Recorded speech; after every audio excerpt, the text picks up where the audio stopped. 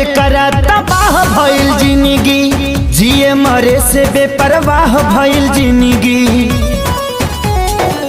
चाह में जेकरा तबाह भइल जिंदगी, जिए मरे से बेपरवाह भइल जिंदगी।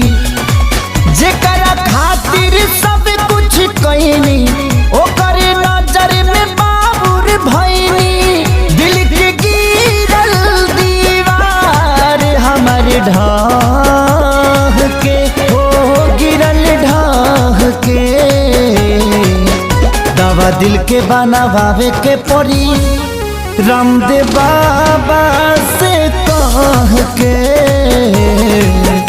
दवा दिल के बनावे के पड़ी, रामदेव बाबा से कह के।